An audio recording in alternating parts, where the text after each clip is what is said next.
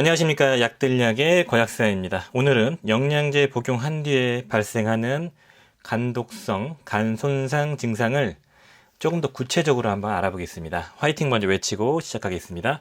화이팅! 오늘 다룰 내용은 과거에 다뤘던 내용과 좀 비슷한 부분이 있어요. 그러니까 과거에도 간 손상 증상이 나타날 때 어떤 신호가 우리 몸에서 보여지는지 영상으로 다룬 게 있고, 영양제, 의약품, 간독성 잘 유발하는 리스트가 어떤 게 있나도 알아봤습니다. 이번에는 조금 더 심화 편이라고 보시면 좋을 것 같아요. 영상을 촬영하고 음성을 녹음을 못 해가지고 다시 촬영하고 있어가지고 필기가 남아있거든요. 그냥 그대로 가겠습니다. 유튜브에서 약들약 한 칸 띄고 간독성을 치시면 이 관련 영상들이 나올 거예요. 어떤 영양제가 간을 잘 손상시키는지, 어떤 의약품이 간을 잘 손상시키는지 그게 나올 거고요. 그걸 먼저 보셔야지 내가 먹는 것과 겹치는 게 있나 없나를 알 수 있습니다. 일반적인 간 손상의 증상에 대해서 말씀을 드리자면, 약물이나 영양제 같은 걸 먹고 생기는 간 손상은 간염 증상이 생길 수 있고요. 그 간염 증상은 간에 염증이 생기는 거죠. 간세포가 손상되는 거니까. 간염이나 간경변, 급성, 바이러스성 간염 같은 그런 증상들이 생겨요. 담석도 생기고, 담도가 막히거나 혈관 쪽에 이제 괴사 같은 게 생기기도 하고, 생길 수 있는 간에 대한 다양한 증상들이, 질환들이 생길 수 있다고 합니다. 간암도 생길 수 있고요. 그래서 이것들을 보충제, 영양제, 의약품 때문에 먹어서 생긴 건지 안 생긴 건지 구분하기가 되게 어렵고요. 왜냐면은 기저질환 때문에 그럴 수도 있고, 다른 음식 때문에 그럴 수도 있고, 스트레스 때문에 간 수치가 올라갈 수도 있고, 의약품 중에서도 어떤 것 때문인지 여러 개를 먹고 있을 거니까, 그리고 보충제나 영양제도 다양한 걸 복용하고 있기 때문에 특정하기가 되게 어렵다는 거죠. 그래서 이런 것들을 특징을 잡기 위해서 알아둬야 될 걸 미국 국립보건원에서 정리해 놓은 게 있습니다. 그걸 좀 제가 정리하고 있는 거고, 그냥 한글로 번역을 해서 좀 보기 편하게 정리한 게 이 내용이라고 보시면 돼요. 일반적인 간 손상의 증상을 좀 미리 알아두시면 좋을 것 같습니다.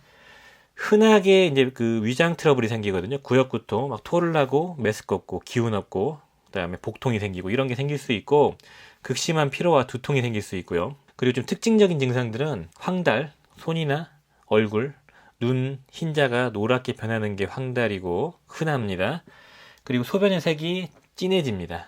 이런 것들이 간 손상, 간독성으로 인한 증상들 중에서 아주 특징적인 게 황달과 소변 색깔입니다. 그래서 영양제나 의약품을 먹고 나서 이런 간 손상의 신호가 온다. 그러면 영양제를 끊어야겠구나를 바로 인지를 하셔야 되는 겁니다. NIH 국립보건원에서는 간독성의 양상을 알기 위해서는 6가지를 정리를 해놨거든요. 그 중에서 좀 쓸모없는 거 빼고 4가지를 말씀드리자면, 약물 복용하고 얼마 만에 간독성이 발병하나를 좀 알아두고, 약을 중단하고 얼마 만에 회복될 수 있나도 좀 알아두고, 임상 패턴, 어떤 패턴에 간질환이 생기나 그것도 좀 알아두는 게 좋다고 하고요. 간 손상의 원인을 찾는 거, 그런 방법들도 좀 알려줬고요. 간독성을 유발하는 영양제나 의약품을 알았을 때 다시 복용할 때 되게 조심해야 된다, 그런 걸 지적하고 있더라고요.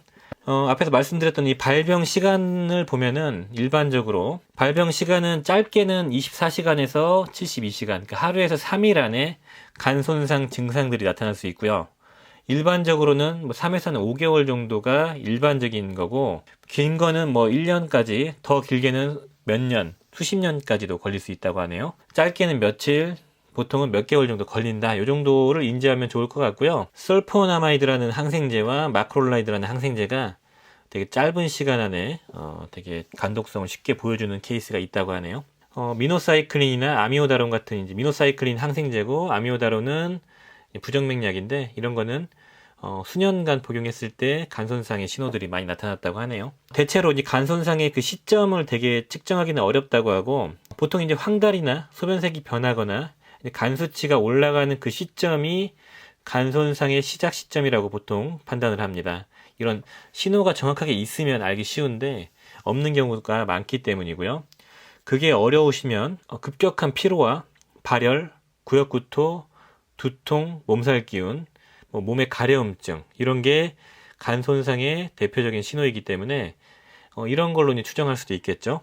그리고 특별한 증상이 없으면 피 검사를 해봐야 됩니다. 회복하는데 걸리는 시간은 짧게는 원인 약물을 끊었을 때부터 바로 회복이 되기 시작하고 보통 그냥 2, 3개월 정도 걸리고 재수가 없으면 이게 만성화돼 가지고 회복이 안 된다고 합니다. 그러니까 만성적인 어떤 간염 증상을 달고 사는 경우도 있다고 하네요. 자, 여기서 중요한 이제 임상 패턴을 한번 보면은 보통 이제 간이 약물에 의해서 손상되는 패턴은 간세포가 직접 손상되거나 담즙이 울체가 돼가지고 담도 폐쇄나 이제 혈관을 손상시키는 그런 케이스가 있고, 여기 간세포 1번과 2번이 합쳐진 복합형 믹스되어 있는 형태도 있습니다. 그렇게 보시면 되고요.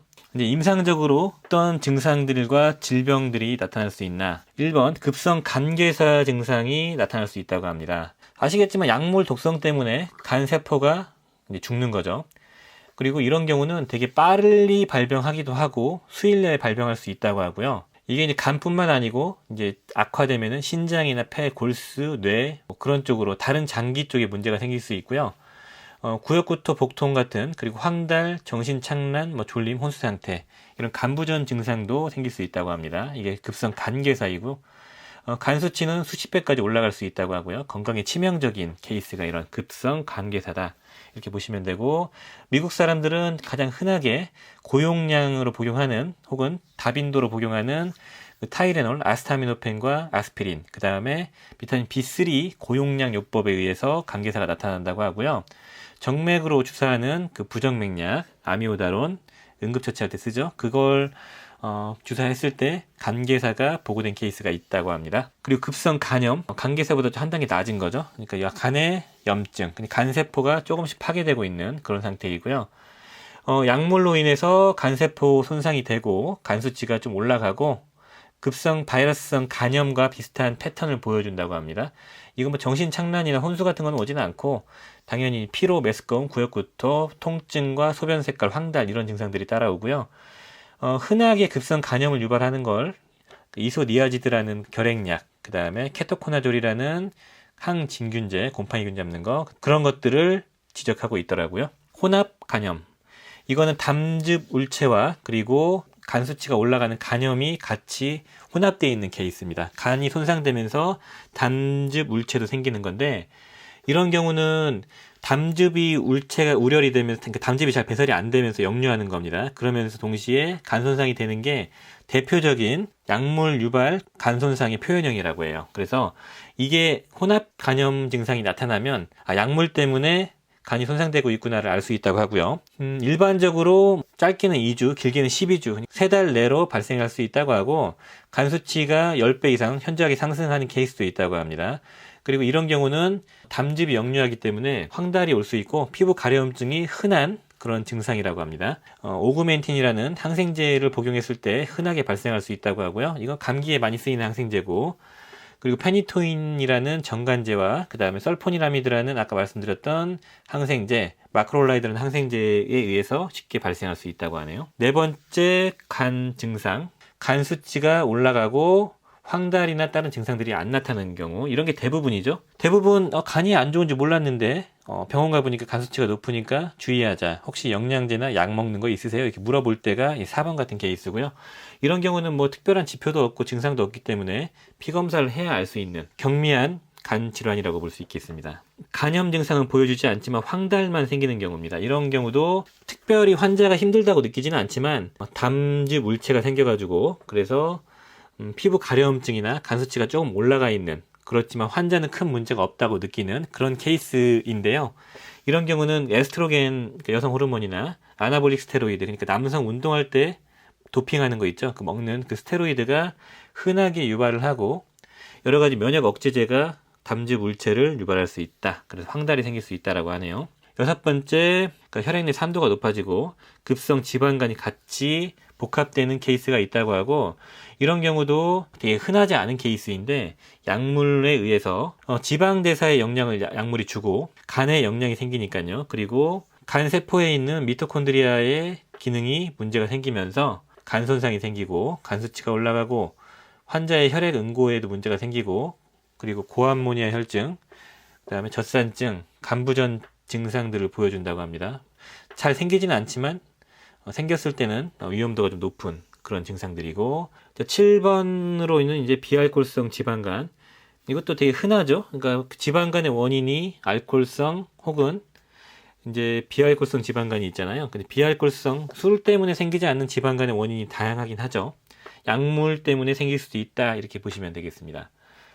그리고 이제 만성적인 간염 증상도 있을 수 있고요. 6개월 이상 지속되고 대부분의 만성적인 간염은 해당 약물을 제거하면 수준외로 해결이 된다고 하고요. 근데 간혹 가다가 한 5% 정도는 만성 간염을 이제 달고 사는 안 좋은 케이스가 발생할 수 있다고 하고요. 간정맥 폐쇄증후군이라는 증상도 생길 수 있다고 합니다. 9번째. 급성 간염에 노출된 다음에 보통 1에서 3주 내로 발생하는 증상이고요. 한 번만 투약해도 발생할 수 있는 증상이라고 합니다. 약물에 의해서 간 문맥 말고 간 정맥이 손상이 돼서 간정맥 쪽에 염증이 생기면서 거기 막히는 거죠. 혈액이 잘 원활하게 빠져나가지 못하니까 간 문맥, 그러니까 혈액이 간으로 들어오는 그 큰 혈관에도 압력이 가해지면서 간 쪽에 세포들이 손상이 되고 몸에 부종이 생기고 그다음에 복수도 차고 황달 같은 것도 생기는 그런 증상들이고요. 간 수치가 10배 이상 올라가기도 하고 되게 안 좋은 예후를 갖고 있는 질환이라고 합니다. 유발하는 약물들은 보통 이제 면역 억제제나 항암제들이 간정맥 폐쇄증후군을 유발한다고 합니다. 10번 결절 과형성증, 그러니까 간에 존재하는 세포, 특히 간 문맥에 결절을 유발하는 겁니다. 그래서 혈관이 손상되면서 그걸 재생하면서 결절이 생기면서 혈관이 막히는 거예요. 혈관이 막히니까 당연히 혈압이 높아지고 그 혈압으로 인해서 이제 간문맥이 고혈압이 발생하고 복수나 비장 같은 게 커지고 식도정맥류에 문제가 생기고요. 보통 이제 단기간에 생기지는 않고 간 문맥에 상처가 났다가 회복됐다가 반복돼야 되니까 수년간 그 원인 유발하는 그 물질, 약물이나 보충제를 먹었을 때 발생할 수 있다고 합니다. 이것도 아까 말씀드렸던 항바이러스제나 면역 억제제, 항암제 이런 것들이 유발할 수 있다고 하고요. 비타민 A도 유발할 수 있다고 합니다. 과용량을 복용했을 때는요. 자, 그리고 간암. 이 간암 같은 경우는 이제 당연하겠죠. 오래 먹으면 간암이 유발될 수 있는데 보통 이제 단기간에 생기지는 않고 수년에서 수십 년간 그 유발 물질을 먹었을 때 암이 생길 수 있다고 합니다. 에스트로겐이나 아까 말씀드렸던 아나볼릭 스테로이드를 장기간 복용하면 발생할 수 있다고 합니다. 12번 면역 알러지성 간염이 생길 수 있다고 하는데 이게 이제 간에 염증이 생기면서 면역계가 틀어지면서 알러지 증상이 생기는 거라고 하고요. 림프절이 이제 붓고 안면이 붓고 관절 쪽에 통증이 생기고 호산구 수치가 증가하면서 면역 알러지 반응이 생긴다, 이렇게 봐주시면 되고, 이거는 되게 빠르게 발병할 수 있다고 하고요. 예후가 되게 좋지 않다고 합니다. 급격하게 진행이 되고 한 번 알러지가 생겼는데 또 먹으면은 바로 하루 만에 또 더 과민한 반응이 생길 수 있다고 합니다. 급격하게 진행되면서 이제 발열과 발진, 구역구토 메스꺼움, 통증이 생기고 이런 비특이적인 간 손상 증상이 생기고 당연히 어두운 소변과 황달, 그리고 심하면은 이제 우리 피부가 괴사되는 케이스도 생기고요. 수포가 잡히면서 괴사가 되겠죠. 그리고 그래서 스티븐스 존슨 증후군이라는 게 있는데 이게 뭐 진통제 같은 거 잘못 먹으면 생기는 거거든요. 피부가 막 썩는 거예요. 이런 증상으로 진행될 수도 있다고 합니다. 정말 최악의 병이거든요. 간 수치는 이제 뭐 10배까지 올라갈 수 있다고 하고, 간 수치가 올라가면서 간 손상이 생기면서 알러지 반응이 생기는 거다, 이렇게 보시면 되겠습니다. 자가 면역성 간염 증상이 생긴다고 하는데 이거는 이제 자가 면역 질환이 생기는 거예요. 그래서 약물로 인해서 자가 면역 질환이 생기고 그 면역 세포가 간 손상을 유발하는 거죠. 그래서 면역 글로불린 수치가 올라가고요. 그 다음에 간 수치가 20배 이상 올라가는 케이스가 있다고 합니다. 그래서 과항진된 면역계가 간 손상을 지속적으로 유발한다, 이렇게 말을 하고 있고요. 이거 유발하는 약물들은 미노사이클린이라는 항생제, 그 다음에 메틸도파, 인터페론 알파, 이런 면역계에 관련된 약물이 유발할 수 있다고 하네요. 마지막으로 급성 간부전이 생길 수 있다고 하는데, 급성 간부전은 잘 아시겠지만 간이 망가지고 회복되고를 반복하다가 가장 안 좋은 재기능을 못하는 그런 케이스가 된 건데, 쉽게 사망하는 케이스가 급성 간부전에서 발생하죠.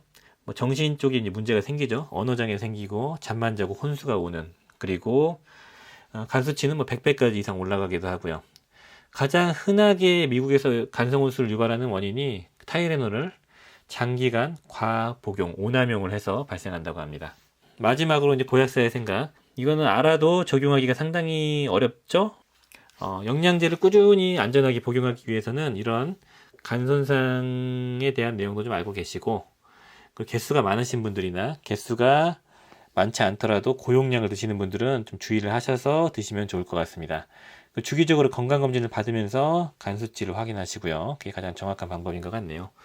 자, 오늘 영상은 간 손상 증상들, 영양제나 의약품을 먹고 발생할 수 있는 간 손상에 대한 조금 더 구체적인 증상들을 한번 알아봤습니다. 자, 오늘 영상이 도움이 되셨으면 좋아요, 구독 부탁드리겠습니다. 감사합니다. 빠이옴.